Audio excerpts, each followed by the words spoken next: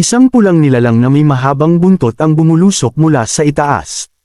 Ito ang Blood Baby ni Zuo Fan. Malakas itong sumuntok sa dibdib ni Zhu Yanlong. Isang malakas na pagsabog ng gininto ang liwanag ang yumanig sa paligid. Nakross ang mga braso ni Zhu Yanlong at pilit na hinaharangan ang atake. Sa kabilang panig, seryosong nakatingin si Zuo Fan. Isang mabilis na kidlat ng lilang liwanag ang gumuhit sa hangin.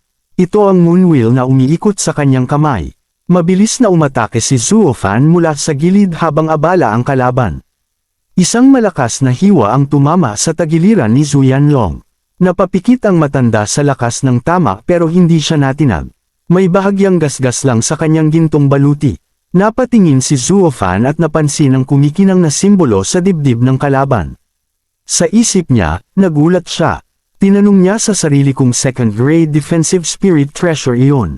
Tumingin siya ng mabuti kay Zhu Yanlong na nakatayo pa rin. Sa isip niya, sinabi niyang mayroon siyang second-grade spirit treasure. Dagdag pa niya, at ang Blood Baby na nasa Chi Gathering Realm ay hindi magiging epektibo. Napatingin siya sa kanyang moonwheel. Sa isip niya, idineklara niyang sa susunod na laban. Kailangan niyang umasa lang sa kanyang moonwheel. Sa kabilang panig, pinagpapawisan si Zhu Yanlong habang nakatitig kay Zuo Fan. Sa isip niya, sinabi niyang nasa ikalimang antas lang siya ng Chi Gathering Realm. Pero ang lakas niya ay talagang malakas. Napahawak siya sa kanyang dibdib. Sa isip niya, sinabi niyang kung wala ang defensive spirit treasure na ito. Ang batang iyon ay puputulan na ang ulo ko ngayon. Biglang nagbago ang mga mata ni Zuo Fan. Namula ang kanyang kanang mata at lumabas ang malamig na aura. Nakita ito ni Zhu Yanlong at kinabahan. Sa isip niya, napamura siya. Tinanong niya sa sarili kung halimaw ba ang batang ito. Pagkatapos ay nagngit-ngit ang kanyang ngipin. Sa isip niya, sinabi niyang kahit ano paman, isa akong master sa Bone Forging Realm. Hindi siya makapaniwala. Sa isip niya, sinabi niya ngayong araw hindi ako makapaniwala na isang batang nasa Chi Gathering Realm ang makakapagbigay ng pressure sa akin. Idineklara niya sa isip na napakahiya nito. Huminga siya ng malalim at nagpasya. Sa isip niya, sinabi niyang kailangan kong pangunahan ang labang ito. Dagdag pa niya, kailangan kong pigilan ang batang ito na mauna sa akin. Mabilis na tumapak si Zhu Yanlong sa lupa. Isang malakas na pagsabog ng enerhiya ang lumabas. Sumigaw siya ng malakas. Sigaw nitong pangalawang galaw. Mabilis na bumulusok pababa si Zuo Fan mula sa ere. Isang malapad na ngisi ang nasa kanyang mukha. Nagulat si Zhu Yanlong at napasigaw ng malakas.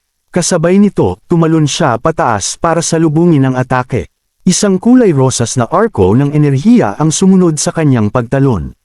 Sa ibaba, si Zuo Fan ay winasiwas ang kanyang braso. Isang matalim na hiwa ang gumuhit pataas at tumama sa arko. Umiwas si Zhu Yanlong sa ere, ang kanyang puting balabal ay humahampas sa hangin. Ang kulay rosas na enerhiya ay lumipad pataas at nawala sa ulap. Sa ibaba, hawak na ni Zuo Fan ang kumikinang na lilang moonwheel. Isang malakas na banggaan ang sumunod. Sa isip ni Zhu Yanlong habang lumalaban, sinabi niyang ang moonwheel lang ang banta sa akin. Dagdag pa niya sa isip, kailangan ko lang tutukan ang moonwheel niya. Sa isip niya, idineklara niyang 10 galaw lang ito, hindi ito magiging problema. Nagpatuloy ang kanilang palitan ng atake. Ngumiti si Zuo Fan at hinigpitan ang hawak sa sandata. Isang malaking pagsabog ng kulay rosas at dilaw na liwanag ang yumanig sa kagubatan. Isang malalim na hiwa ang naiwan sa lupa. Bumagsak si Zhu Yanlong at mabilis na tumayo. Pinagpawisan siya habang nakatitig kay Zuo Fan. Sa isip niya, tinanong niyang sino ang may lamang sa labang ito.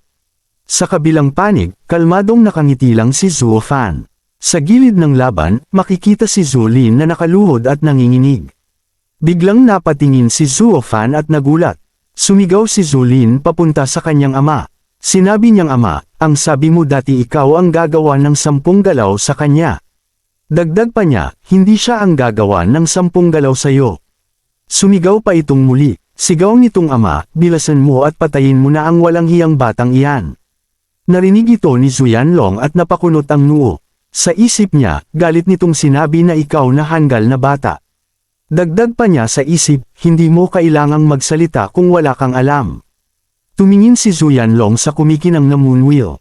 Sa isip niya, sinabi niyang hindi mo ba nakikita kung gaano katalas ang hawak ng batang iyan.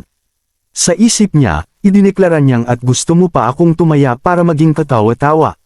Sa kabila nito, tumayo si Zulin at nag-cheer. Sigaw nitong sige na. Dagdag pa niya, go ama. Narinig ito ni Zuofan at ngumiti. Malakas nitong sigaw na kung ganoon, halika. Mabilis na sumugod si Zuofan, ang kanyang balabal ay humahampas. Isang mabilis na sagupaan ang nangyari. Pagkatapos ng banggaan, biglang bumilis ang galaw ni Zuofan. Sa isang iglap, nahati ang kanyang katawan sa tatlo. Tatlong Zuofan ang sabay na gumalaw sa magkakaibang direksyon. Nakita ito ni Zuyanlong at nanlaki ang mga mata. Gulat nitong sigaw na ano. Sa itaas niya, tatlong anino ang nakapalibot sa kanya. Napasinghap siya sa gulat. Mariing tinitigan ni Zuyanlong ang bawat galaw. Isang mabilis na tapak ang narinig. Sinubukan niyang umatras at umiwas. Mabilis na kumilos ang tatlong anino, sabay na sumugod. Nagulat si Zuyanlong at napasigaw. Sigaw nitong ano, paanong nangyari ito? Sa isang kisap mata, nasa likuran na niya ang tunay na Zuofan. Halos magkadikit na ang kanilang mga mukha.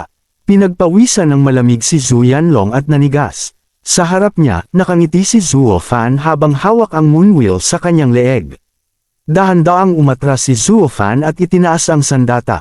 Nanatiling tahimik si Zuyanlong at hindi nakagalaw. Mahina hong nagsalita si Zuofan. Sinabi niyang mababang antas na espiritual na martial arts. Idineklara niyang nawawalang hakbang ng multo. Dahan-daang ibinaba ni Zuyanlong ang kanyang kamao. Nanginginig ang kanyang boses. Mahina nitong sinabi na ako. Sa huli ay tuluyan itong napayuko. Idineklara niyang talo na ako.